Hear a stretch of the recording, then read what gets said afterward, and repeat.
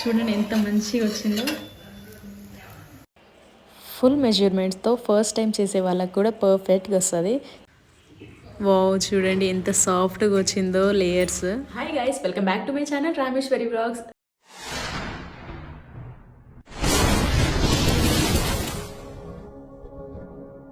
అయితే ఉగాది వచ్చేస్తుంది కదా, సో నా స్టైల్లో భక్షాలు ఎలా చేయాలో చూపిస్తాను. ఫస్ట్ టైం చేసే వాళ్ళకు కూడా పర్ఫెక్ట్గా వచ్చేలా విత్ క్వాంటిటీస్తో సహా చూపిస్తాను. సో ప్రాసెస్ స్టార్ట్ చేసేద్దాం. నేనైతే 1 కప్పు శనగపప్పు తీసుకున్నాను అండ్ పప్పుల్ని ఒక 6-7 అవర్స్ నానబెట్టుకోవాలి.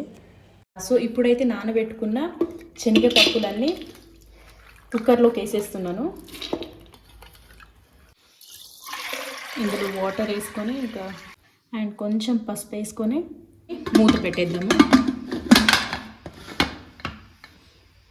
ఒక 4 విజిల్స్ వచ్చేంత వరకు ఉడికించుకోవాలి. సో ఇదిగోండి, పప్పు అయితే మంచిగా ఉడికింది.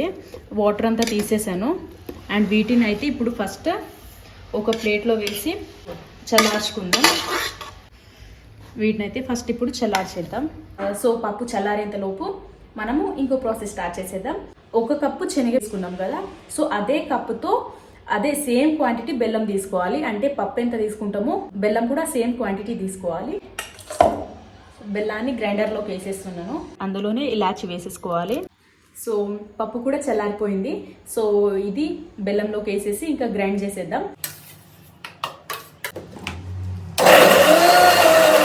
ఇలా మెత్తగా గ్రైండ్ చేసుకోవాలి. అండ్ ఇప్పుడైతే పొయ్యి మీద పెనం పెట్టి అందులో నెయ్యి వేసేసుకుంటున్నాను. గ్రైండ్ చేసుకున్న బ్యాటర్ ఇందులో వేసేద్దాం.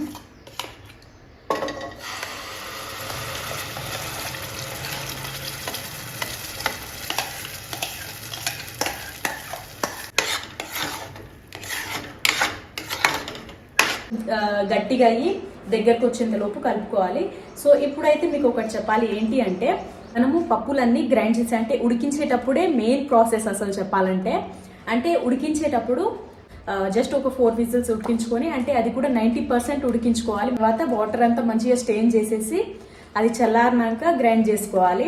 అట్లయితే కొంచెం గట్టిగా వస్తుంది మంచిగా. మళ్ళీ హీట్ చేయాల్సిన అవసరం ఉండదు. పప్పు కొంచెం మెత్తగా ఉడికింది అనుకోండి, ఇలా వచ్చేస్తుంది బ్యాటర్ అనేది లూజ్గా. అలాంటప్పుడు ఇది కాసేపు ఇలా కుక్ చేసుకోవాలి. అంటే బ్యాటర్ అనేది దగ్గరకు వచ్చేంత వరకు ఇలా కలుపుకోవాలి.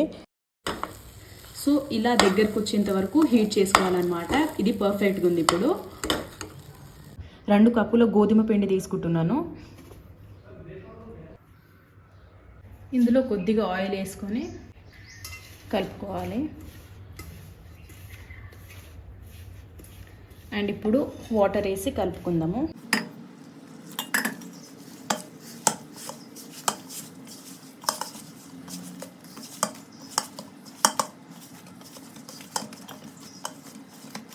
కొందరు మైదా యూజ్ చేస్తారు, బట్ నేను కొంచెం హెల్త్ ప్రిఫరెన్స్ ఇస్తాను కాబట్టి గోధుమ పిండితోనే చేస్తాను. అండ్ నాకు దీంతోనే ఎక్కువ టేస్టీగా ఉన్నట్టు అనిపిస్తుంది.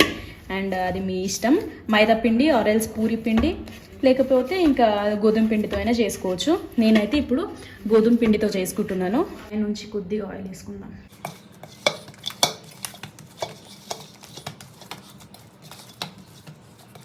చూసారు కదా, ఇలా మెత్తగా కలుపుకోవాలన్నమాట. అయితే భక్ష్యాలు కూడా మంచిగా మెత్తగా వస్తాయి.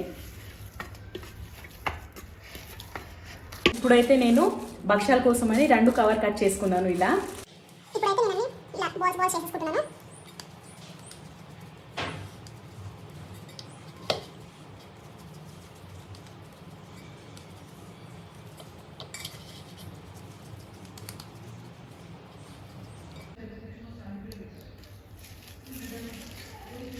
నెయ్యి వేసుకొని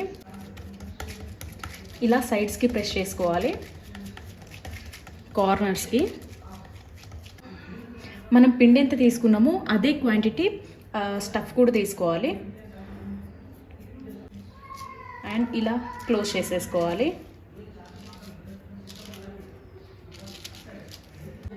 ఇప్పుడు మళ్ళీ కొంచెం నెయ్యి వేసుకొని పైనుంచి నెయ్యి వేసి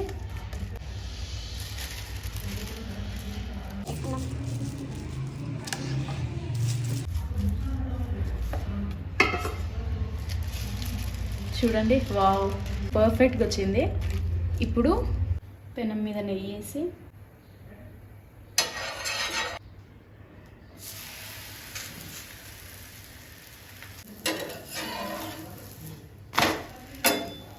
చూడండి ఎంత మంచిగా వచ్చిందో.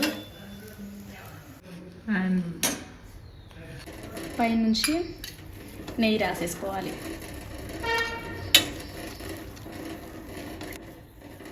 అలా ఇంకా మిగతా భక్ష్యాలు కూడా చేసేసాను.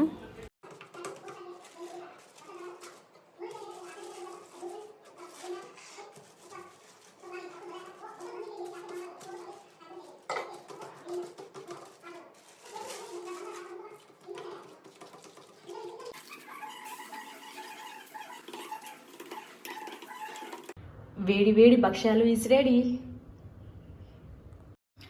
ఫుల్ మెజర్మెంట్స్తో ఫస్ట్ టైం చేసే వాళ్ళకు కూడా పర్ఫెక్ట్గా వస్తుంది. వావ్, చూడండి ఎంత మంచిగా వచ్చిందో, సాఫ్ట్గా లేయర్స్. ఇప్పుడైతే టేస్ట్ చేసి చూద్దాం. చాలా అంటే చాలా పర్ఫెక్ట్గా వచ్చింది. చూడండి ఎంత మంచిగా వచ్చిందో.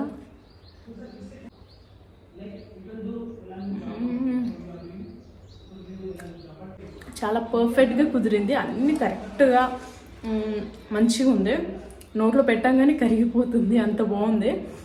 నేను చెప్పినట్టు ట్రై చేయండి. ఫస్ట్ టైం చేసిన వాళ్ళకి కూడా పర్ఫెక్ట్గా వస్తుంది. అది అంత టేస్టీగా ఉంది. సో ఇలా ఒక్కసారి ట్రై చేయండి ఇలా క్వాంటిటీస్తో.